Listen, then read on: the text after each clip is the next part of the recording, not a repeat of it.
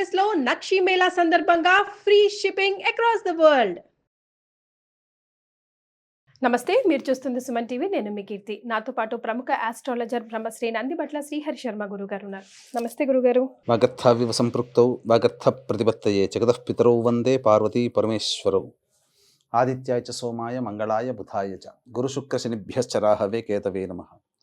శృంగేరి జగద్గురు పీఠాధిపతులకి, కంచి పీఠాధిపతులకి నమస్కారములు తెలియజేసుకుంటూ కార్యక్రమాన్ని ప్రారంభిద్దాం. గురుగారు, ముక్కోటి ఏకాదశి, వైకుంఠ ఏకాదశి, అసలు ఏకాదశులకి చాలా చాలా ముఖ్యమైన రోజులు, చాలా ఆస్పిషియస్ డేగా మనం చెప్పుకుంటూ ఉంటాం కదా. అందులో ఈ వైకుంఠ ఏకాదశికి లేదా ఈ ముక్కోటి ఏకాదశికి ఉన్న ప్రాధాన్యత ఏంటి? మనం గమనించుకుంటేనమ్మా, వైకుంఠ ఏకాదశి, ఈ వైకుంఠ అనే శబ్దంతో 2 పర్వదినాలు వస్తున్నాయి. కార్తీక పౌర్ణమికి ముందు ఉండే చతుర్దశిని వైకుంఠ చతుర్దశి అని అంటారు. మరి ఈ వైకుంఠ ఏకాదశి ఈ పుష్యమాసంలో పౌర్ణమి ముందు వచ్చేటువంటి ఏకాదశిని వైకుంఠ ఏకాదశి, ముక్కోటి ఏకాదశి, ఇలా అనేక రకాలుగా తెలియచేస్తూ ఉంటారు.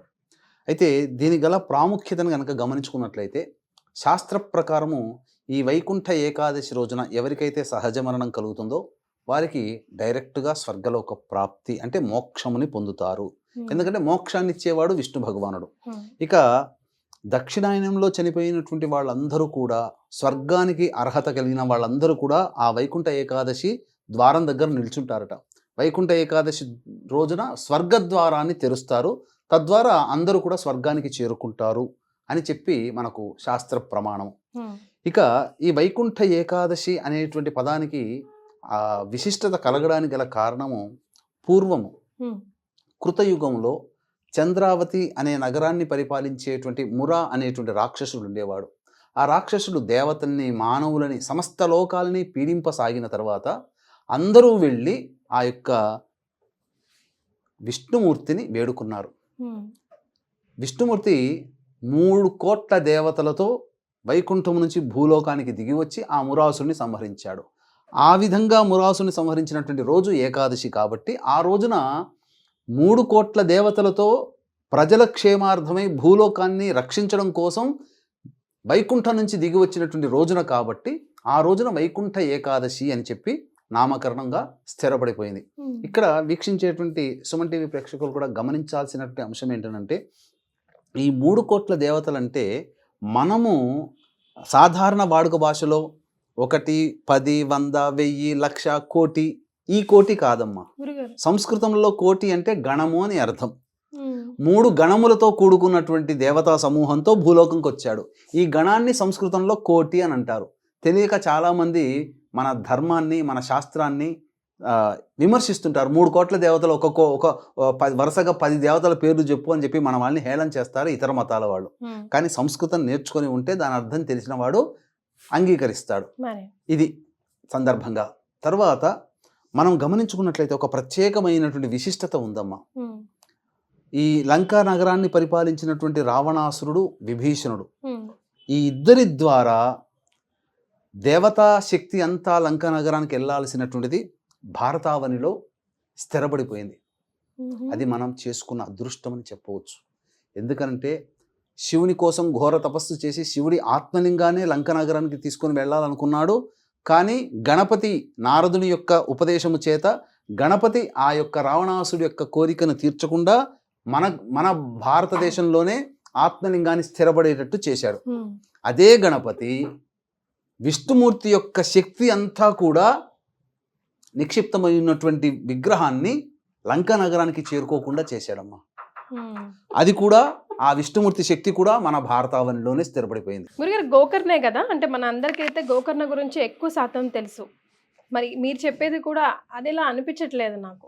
ఇది విష్ణు మాయని నిక్షిప్తం చేసినటువంటి ప్రదేశం అమ్మ. దీనికి ఏంటనంటే, పూర్వం మహాప్రళయం అంతా వచ్చిన తర్వాత మనకేం చెప్పబడుతుంది, విష్ణుమూర్తి బాలుడి రూపంలో రావి ఆకు మీద పడుకొని కాలి నోరు నోట్లో పెట్టుకొని ఉద్భవిస్తాడు. ఆయన తదనంతరం పూర్వం మళ్ళీ బ్రహ్మాండం అంతా సృష్టించబడుతుంది.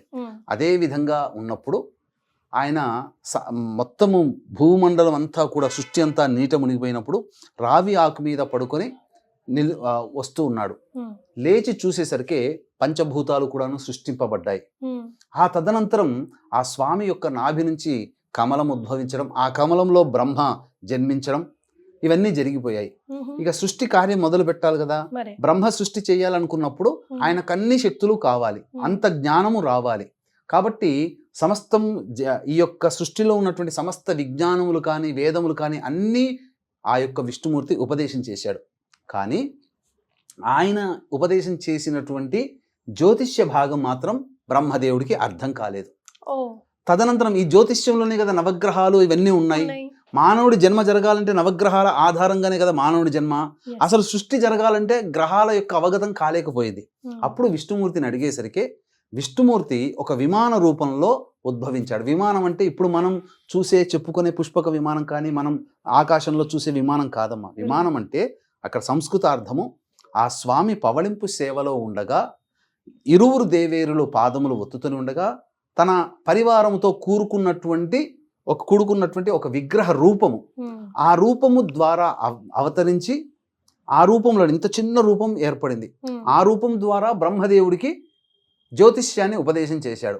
జ్యోతిష్యం పూర్తిగా అవగతమైపోయింది. తదనంతరం విష్ణుమూర్తి వెళ్ళిపోతుంటుంటే నాకు ఇంతటి గొప్ప శక్తిని జ్యోతిష్య భాగాన్ని అందించి సృష్టికి ప్రారంభానికి మూల పురుషుడు అయ్యావు, కాబట్టి నీవు ఈ యొక్క విమానంలోనే స్థిరంగా ఉండిపో అని చెప్పేసి అని కోరుకుంటాడు. అంతటా బ్రహ్మ కోరిక మేరకు ఆ విధంగా ఉండిపోతాడు. ఆ శక్తి విష్ణు శక్తి అంతా ఆ యొక్క మందిరంలో ఉంటుంది, చిన్నగా ఉంటుందమ్మా. తర్వాత ఈ బ్రహ్మ ఏం చేశాడు, సూర్యవంశ మూల పురుషుడైనటువంటి ఇక్ష్వాకు మహారాజుకి ఇచ్చాడు. ఈ ఇక్ష్వాకు మహారాజుకి ఇచ్చి దీన్ని ప్రతినిత్యము కూడా అర్చన, అభిషేకములు, పూజాది కార్యక్రమాలు నిర్విఘ్నంగా కొనసాగించు అని చెప్పి బ్రహ్మ ఇక్ష్వాకుకి ఇచ్చాడు. ఆ ఇక్ష్వాకులు తరంలో ప్రతి తరంలో కూడా అది పూజలు అందుకుంటూ వస్తుంది. ఆ ఇక్ష్వాకు తరంలోని వాడే భగీరథుడు, రఘుమహారాజు, అజమహారాజు, దిలీపుడు, దశరథుడు కొడుకు అయినటువంటి రాముడు. ఇప్పటికి ఇంకా ఉందా గురుగారు? చెప్తాను. అదే ఆ విశిష్టత మీ యొక్క సంబంధించినటువంటి దానికి తెలియజేస్తున్నాను. రాముడి దగ్గరకు వచ్చేసేసరికి రాముడు కూడా నిత్యము పూజ చేశాడు. దాన్ని చేసిన తర్వాత అవతార సమాప్తి అయిపోతుంది.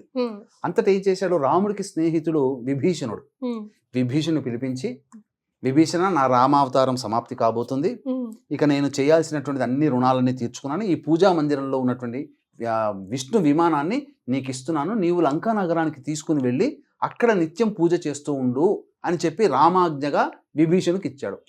కళ్ళకద్దుకొని రామాజ్ఞగా భావించి విభీషణుడు లంకా నగరానికి వెళుతున్నాడు. వెళుతుంటే ఈ కావేరీ నదీ తీరానికి వచ్చాడు. రాగానే సూర్యాస్తమయం అవుతుంది, సంధ్య వార్చుకోవాలి, బ్రాహ్మణుడు కదా విభీషణుడు. ఇక సంధ్య వార్చుకునే సమయానికి ఈ యొక్క భూమి మీద పెడితే శక్తి అంతా కోల్పోతుందని చెప్తాడు రాముడు. అందుకని ఎవరైనా పట్టుకునే వాళ్ళు వస్తారా అని ఎదురు చూస్తుంటే బ్రాహ్మణ బాలకుడి రూపంలో వినాయకుడు వస్తాడు. ఆ శక్తి అంతా ఎక్కడికి వెళ్ళకూడదనే ఉద్దేశంతో వచ్చి పట్టుకుంటాడు. సేమ్ యాజ్ ఇట్ ఈజ్గా రావణాసుడి చేతిలో ఆత్మలింగం ఏ విధంగా నిక్షిప్తమైందో, ఎలా వినాయకుడైతే ఎలాంటి మాటలు మాట్లాడాడో అదే సంభాషణ ఇక్కడ విభీషణుడితో కూడా చేస్తాడు. నేను కొంత సమయం వేచి చూస్తాను, రాకపోతే ఇక్కడ పెట్టేస్తాను, నాకు తోచిన చోట పెట్టేస్తాను, నేను వెళ్ళిపోతాను అని చెప్పి. ఇక బాలకుడు పట్టుకున్నాడు కదా, చాలా సమయం ఉంది కదా అని చెప్పి భావించి స్నానం చేస్తూ చక్కగా కొంత సమయం గడిచింది. అలాగే సంధ్యావందనం అన్నీ తీర్చుకున్నాడు. అయిపోయి వస్తూ ఉంటుంటే బాలుడు భరించలేక నేను పెట్టేస్తానని చెప్పి పెట్టి వెళ్ళిపోతాడు. వెళ్ళిపోయేసరికి కోపం వచ్చినటువంటి విభీషణుడు ఎక్కడ పోయాడో బాలకుడు అని చెప్పి చుట్టూ చూస్తే ఆ దేవాలయం ఉంటుంది. ఆ దేవాలయంలో నిలబడి ఉంటాడు. నా యొక్క శక్తిని అంతా నేను ఎంతో ప్రేమగా తెచ్చుకుందాన్ని చేస్తామని చెప్పి మొట్టికాయ వేస్తాడు. అక్కడ మొట్టికాయ వేస్తే ఆ యొక్క ఇక్కడ రంధ్రం ఇట్లా సొట్ట పడుతుంది. అక్కడ సేమ్ ఆ యొక్క గోకర్ణ క్షేత్రంలో గణపతికి ఎలా అయితే సొట్టి ఉంటుందో అక్కడ కూడా ఆ విధంగానే సొట్ట ఉంటుంది. అదే ఉచ్చై పిళ్ళయ్యార్ అనే నామంతో అక్కడ వినాయకుడు కొలవబడుతున్నాడు. ఇప్పటికీ అక్కడ కూడా సొట్ట ఉంటుంది వినాయకుడి నెత్తి మీద. అది తమిళనాడులో కుంభకోణం దగ్గరలో ఉందమ్మా. అదే మన ఇక్కడికి శ్రీరంగం దగ్గరలోనే ఉంది. ఎందుకంటే ముక్కోటి ఏకాదశి శ్రీరంగంలో చాలా బాగా ప్రాశస్త్యంగా చేస్తారు. అందుకని ఈ ముక్కోటి ఏకాదశి సందర్భంగా ఆ శ్రీరంగనాథుడు దేవాలయం దగ్గరలోనే ఉచ్చై పెళ్ళయ్యారు అనేటువంటిది ఉందమ్మా. అక్కడే ఉంటుంది అది. తర్వాత విభీషణుడు వచ్చి ఆ స్వామిని వేడుకుంటాడు. స్వామి నీవు రా స్వామి నాతో పాటు అని అంటే, నేను ఇక్కడే ఉండదలుచుకున్నాను అని చెప్తాడు. నిన్ను పూజించే అవకాశం నేను కోల్పోతున్నానంటే నీకు సంవత్సరానికి ఒక రోజున నేను అర్చించే విధానాన్ని నీకు అనుమతిస్తున్నాను, ఇక్కడే నా దగ్గరే ఉండువుగా అని చెప్పాను అంటాడు. అందుకని శ్రీరంగనాథుడు ఇంతగా ఉన్నటువంటి విమానం ఆత్మలింగం ఏ విధంగానైతే పెరిగి పెద్దదైందో అంతకింతకి పెద్దదిగా పెరిగిపోయి ఇప్పుడు ఆ శ్రీరంగనాథుణ్ణి చూడాలంటే 3 ద్వారాల గుండా చూడాలి. ఒక ద్వారం గుండా వెళ్ళి చూస్తే నమస్కారం చేస్తే కాదు, ఆయన పూర్తి విగ్రహాన్ని చూడాలంటే 3 ద్వార అంత పెద్దగా అయిపోతాడు. తర్వాత ఆయనకి దక్షిణాభిముఖంగా తూర్పు ముఖంగా శ్రీరంగనాథుంటే దక్షిణాన్ని చూస్తూ అంటే శ్రీరంగనాథుడిని చూస్తూ ఈ విభీషణుడి దేవాలయం అక్కడ ఉంది. ఈ ముక్కోటి ఏకాదశి రోజునే మాయారూపంతో ఆ యొక్క శ్రీరంగనాథ స్వామి దేవాలయానికి చేరుకొని చక్కగా అక్కడ అభిషేకం అర్చన జరిపించి వెళతాడు. అంటే దేవతల కాలమానానికి మన భూలోక కాలమానానికి తేడా ఉంటుంది. మనకు 6 నెలలు ఈజ్ ఈక్వల్ టు దేవతలకు ఒక పగలు, 6 నెలలు ఈజ్ ఈక్వల్ టు ఒక రాత్రి. మనకు సంవత్సరం కలిపితే వాళ్ళకి ఒక్క రోజు. విభీషణుడు వచ్చి ఒకరు ముక్కోటి ఏకాదశి రోజున చేస్తున్నాడంటే దేవకాలమాన ప్రకారం ప్రతిరోజు వచ్చి పూజ చేస్తున్న ఫలితం దక్కుతుంది. ఇది ఈ విధంగా. అంతేకాకుండా గోదాదేవి ఈ ధనుర్మాసంలోనే వ్రతాన్ని ఆచరించి విష్ణు చిత్తుడు తన తండ్రి అయినటువంటి విష్ణు చిత్తుడి కలలో శ్రీరంగనాథుడు ప్రత్యక్షమై మీ అమ్మాయిని నేను వివాహం చేసుకుంటాను పలానా రోజురా అంటే భోగి రోజున వచ్చి ఆ యొక్క శ్రీరంగనాథుడు వివాహం చేసుకున్నటువంటి క్షేత్రము గోదాదేవిని ఈ యొక్క ముక్కోటి ఏకాదశి. ఇంతటి విశిష్టత ఉందమ్మా. ఈ కథ ఎవరికైతే తెలుస్తుందో ఎవరైతే వింటారో వాళ్ళకందరికీ కూడా శ్రీరంగనాథుడి యొక్క దివ్య దర్శనం పొందిన పుణ్య ఫలితాన్ని పొందుతారమ్మా. ఎస్, అంటే ముక్కోటి ఏకాదశి అనగానే దేవుడి దగ్గరికి వెళ్ళాలి, వైకుంఠ ద్వారం మీదగా వెళ్ళాలి, దండం పెట్టుకొని రావాలనే తెలుసు. కానీ దీని వెనకాల ఇంత గాథ ఉంది.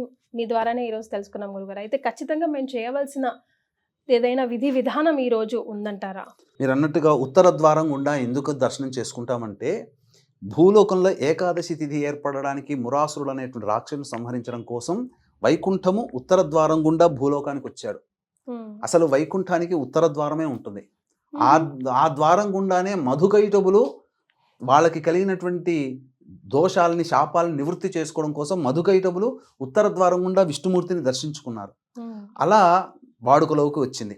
ఆ రోజున ఏకాదశి తిథి చాలా మంది ఏమంటున్నారంటే మనకు ఉదయం 10:20 కల్లా వెళ్ళిపోతుంది, తక్కువ సమయం ఉంది కదా, తర్వాత ద్వాదశి వస్తుంది, ముందు రోజు ఏకాదశి ఉంటుంది కాబట్టి ఆ రోజున వ్రతం ఆచరించాలని. అంటే పండుగలకైనా నోములకైనా వ్రతాలకైనా సూర్యోదయానికి ఏ తిథి ఉంటుందో ఆ తిథిని మాత్రమే మనం పరిగణనలోకి తీసుకోవాలి.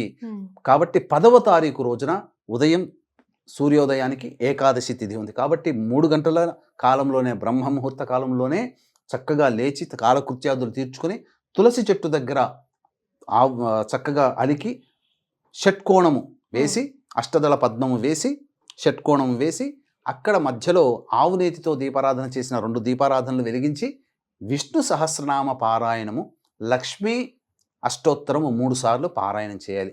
తదనంతరం దగ్గరలో ఉన్నటువంటి ఏదైనా విష్ణు దేవాలయం, లక్ష్మీ నరసింహస్వామి కానీ, కృష్ణ మందిరం కానీ, రామాలయం కానీ, అలాగే వెంకటేశ్వర స్వామి దేవాలయం కానీ ఏదైనా విష్ణు సంబంధమైనటువంటి దేవతా మందిరానికి చేరుకొని అక్కడ కల్పిస్తున్నటువంటి ఉత్తర ద్వారం గుండా వెళ్ళి స్వామివారిని దర్శించుకొని ఇంటికి తిరిగి రావాలి. ఇదంతా 10 గంటల లోపల చేసుకోవచ్చునమ్మా.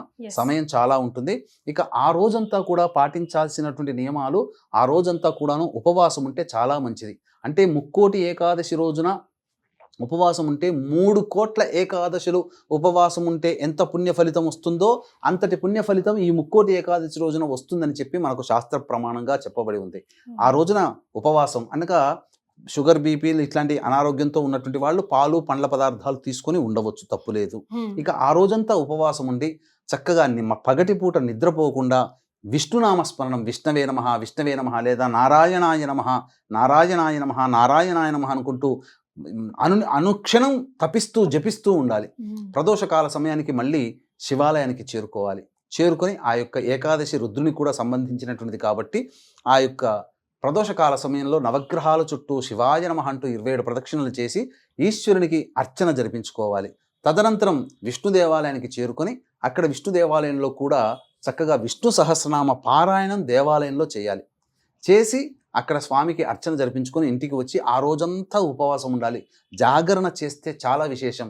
శివరాత్రి రోజున ఈశ్వరుని కోసం జాగరణ ఏ విధంగా చేస్తామో తొలి ఏకాదశి, వైకుంఠ ఏకాదశి, ముక్కోటి ఏకాదశి ఇలాంటి ఏకాదశులు పర్వదినాల్లో ఆ రోజున జాగరణ చేస్తే నారాయణ నామస్మరణ చేసుకుంటూ జాగరణ చేసి తెల్లారి మళ్ళీ సూర్యోదయ ముందే లేచి పడుకోకుండా ఉన్నప్పుడు సూర్యోదయం కల్లే మళ్ళీ కాలకృత్యాదులన్నీ తీర్చుకొని మళ్ళీ తులసి చెట్టు దగ్గర ఆవు నేతితో దీపారాధన చేసి విష్ణు సహస్రనామ పారాయణం చేయాలి. 11వ తారీఖు రోజున 8:22 వరకు ద్వాదశి తిథి ఉంటుంది. తదనంతరం త్రయోదశి తిథి వస్తుంది. కాబట్టి ఏకాదశి ద్వాదశి 2 ఉపవాసం ఉన్నటువంటి ఫలితము మనకి ఈ యొక్క రోజున దక్కుతుంది. కాబట్టి ఇంట్లో వంటకములన్నీ పూర్తి చేసుకొని ఎవరైనా అభాగ్యులకి అనాథలకి ఎవరికైనా కానీ మాధ్యాహ్నిక సమయంలో అన్నము సమర్పించి అనగా అన్నదానము చేసి ఇంటికి వచ్చి దంపతులైనా ఎవరైనా కానీ వచ్చి భోజనం చేస్తే ఆ యొక్క పుణ్య ఫలితము అనంతమైనటువంటిదిగా చెప్పబడి ఉంది. ముఖ్యంగా కష్టాలని తీర్చేవాడు ఆ యొక్క విష్ణుమూర్తి. కాబట్టి కష్టాలన్నీ తొలగిపోతాయి. అంతేకాకుండా ఈ యొక్క 13వ తారీఖు రోజున భోగి సందర్భంగా పౌర్ణమి మరియు భోగి సందర్భంగా జాతకరీత్యా వివిధ సమస్యలతో బాధపడేటువంటి వాళ్ళకి, శని దోషములతో బాధపడేటువంటి వాళ్ళకి, గత జన్మ కర్మదోషాలతో బాధపడేటువంటి వాళ్ళు ఈ యొక్క భోగి పండుగ రోజున మధ్యాహ్నం 3 గంటలకి సర్వదోష నివారణ పూజలు హోమాలు పర్ హెడ్ 1500 రూపాయలకి చేయించడం జరుగుతుంది. 1 గంట వరకు కూడా గోత్రనామాలు నమోదు చేసుకోవచ్చు. అవకాశం ఉన్న వాళ్ళు కార్యక్రమం తదనంతరం కాంటాక్ట్ చేసి పూర్తి వివరాలు తెలుసుకోవచ్చు. చాలా సంతోషం గురుగారు. వైకుంఠ ఏకాదశి, ముక్కోటి ఏకాదశి గురించి అసలు మాకు తెలియని చాలా విషయాలు వివరించారు. ధన్యవాదాలు. సర్వం శ్రీ ఉమామహేశ్వర పరబ్రహ్మార్పణమస్తు.